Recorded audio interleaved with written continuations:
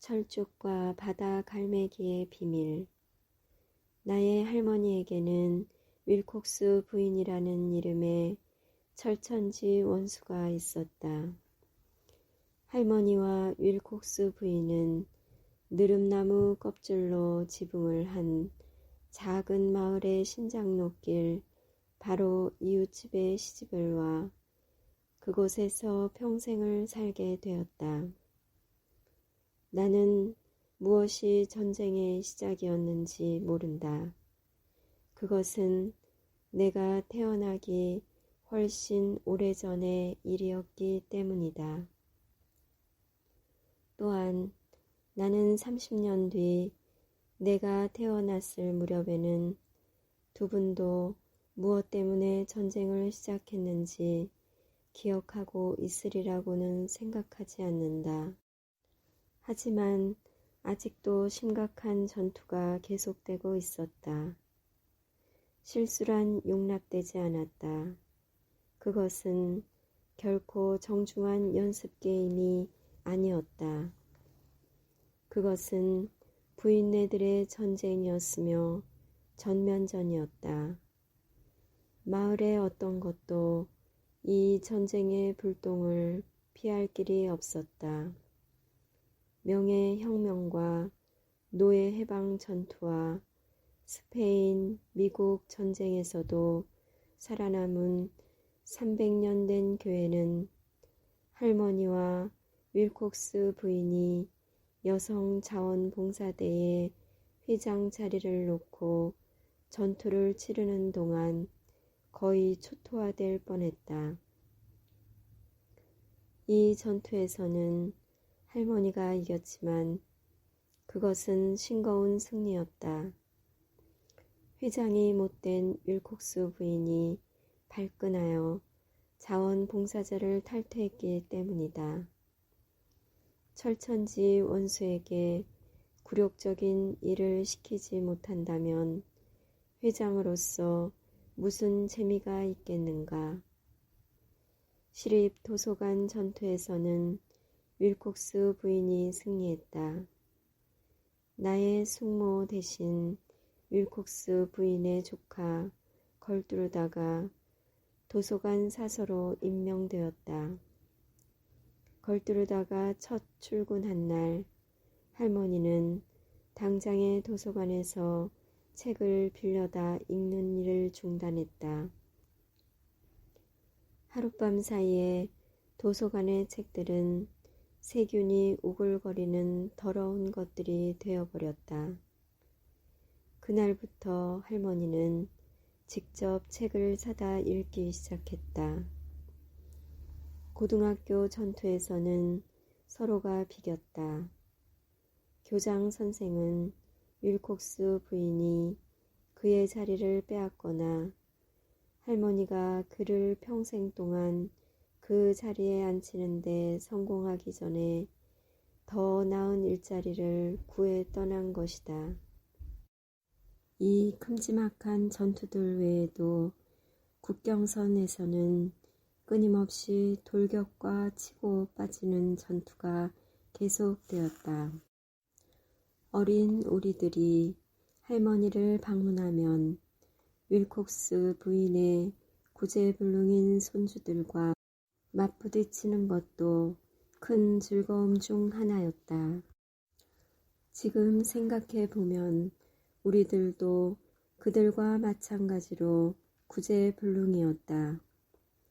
우리는 정원 사이에 있는 담장 너머로 손을 뻗어 윌콕스가의 포도를 훔치고 윌콕스가의 암탉들을 거리로 내쫓았으며 독립기념일날 주운 폭약 뇌관을 윌콕스 바로 집 앞 전철 선로에 올려놓았다.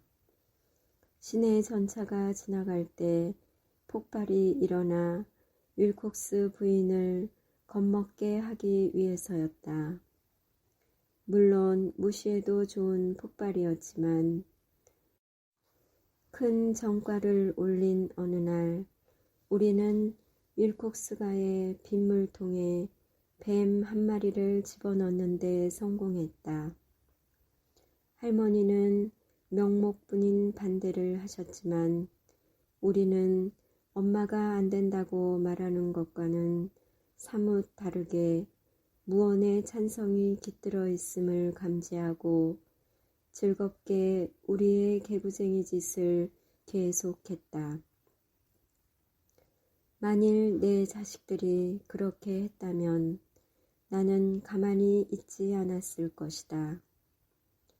하지만 그것은 다른 이야기다. 이것이 일방적인 공격이라고 생각해선 절대로 안 된다. 윌콕스 부인에게도 당연히 여러 명의 손주들이 있었다. 나의 할머니의 손주들보다 훨씬 더 많고 더 거칠고 더 영리한 손주들이. 할머니는 결코 면세 혜택을 받지 못했다. 지하실 창고에서는 스컹크가 튀어나왔으며 할로윈 축제 때는 정원용 연장 같은 모든 잃어버린 물건들이 기적적으로 헛간 지붕 위에 올라가 있었다. 할머니는 터무니없이 많은 일당을 지불하고 인부를 시켜 그 물건들을 모두 끌어내려야만 했다. 바람 부는 날 빨래를 내다 널면 영락없이 빨랫줄이 끊어져 방금 한 빨래들이 흙바닥 위에 내동댕이 쳐졌다. 그래서 모두 다시 빨아야만 했다.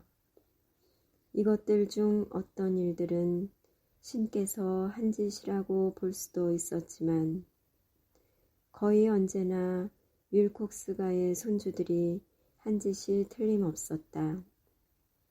할머니가 날마다 읽는 보스턴 신문에 가정주부란이 없었다면 할머니가 이 모든 공격들을 참아낼 수 있었을지 의심이 간다. 그 가정주부란은 훌륭한 기획이었다. 요리라든가 집안 청소에 대한 조언 말고도 그 난에는 독자들이 서로에게 보내는 편지들이 실려 있었다. 어떤 문제가 있거나 또는 날려버리고 싶은 근심거리가 있으면 자기 신분을 밝히지 않고 이를테면 철쭉과 같은 필명을 써서 이 난에 편지를 실을 수가 있었다. 철쭉은 할머니의 필명이었다. 그러면 똑같은 문제를 가진 다른 부인들이 역시 그 문제를 아는 사람이라든가 크산티페 또는 다른 필명들을 써서 답장을 보냈으며 그 문제에 대해 자신들은 어떻게 대처했는가를 설명했다. 문제가 해결되고도 종종 몇 해에 걸쳐 신문 독자난을 통해 서로 편지를 주고받는 경우가 많았다. 자녀 교육에 대해, 통조림 만드는 법에 대해, 그리고 자신들의 새로 산 식탁 등에 대해. 그것이 바로 할머니에게 일어난 일이었다. 할머니와 바다 갈매기라는 필명의 한 부인은 거의 4반세기 가까이 독자난을 통해 편지를 주고받았다. 할머니는 바다 갈매기에게 다른 사람에게는 결코 입 밖에 낼 수 없는 일들을 이야기했다. 자신이 지난달에 아기를 가지려고 했는데 실패했다든가, 나의 스티브 삼촌이 학교에서 머리카락에 동물 배설물을 묻혀 갖고 왔을 때 얼마나 창피했는가 하는 것 등을 이야기했다.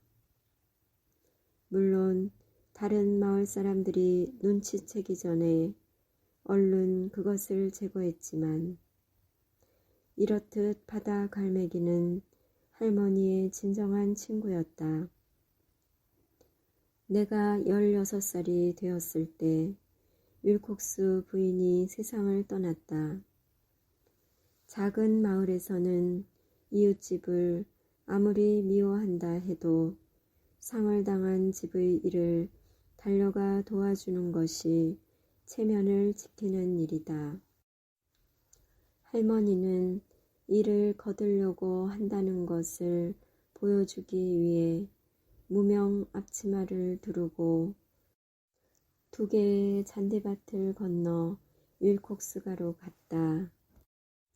윌콕스 부인의 딸들은 할머니에게 이미 먼지 하나 없이 깨끗이 치워진 현관 거실을 청소하게 했다. 그곳 거실의 탁자 위에는 커다란 스크랩북이 놓여 있었으며 스크랩북 속에는 할머니가 지난 여러 해 동안 바다 갈매기에게 보낸 편지들과 또한 바다 갈매기가 그녀에게 보낸 편지들이 실린 신문 독자난이 철해져 있었다. 할머니의 철천지 원수가 바로 할머니가 가장 사랑하는 친구였던 것이다. 할머니가 울음을 터뜨리는 것을 본 것은 그때가 처음이다. 난 할머니가 정확히 무엇에 대해 눈물을 흘리는지 알 수 없었다. 하지만 지금은 안다. 할머니는 결코 구제받을 수 없는 그 허비한 세월들에 대해 운 것이다. 그때 나는 그 눈물에 깊은 인상을 받았으며 그 눈물들은 그날 한 여인이 흘린 눈물 이상의 가치 있는 기억을 내 마음속에 남겨놓았다.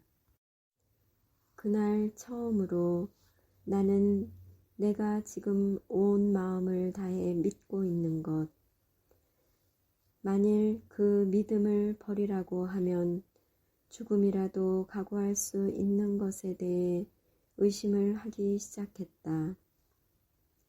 사람들은 정말로 구제불능으로 보일 때가 있다. 야박하고 속이 좁고 교활하게 보일 때가 있다. 하지만 당신이 왼쪽으로 10걸음만 가서 다른 각도의 광선 속에서 다시 본다면 당신은 그들이 매우 자비심 넘치고 따뜻하고 친절한 사람임을 알게 될 것이다. 그건 모두는 당신이 그들을 어떤 각도에서 보는가에 달린 일이다.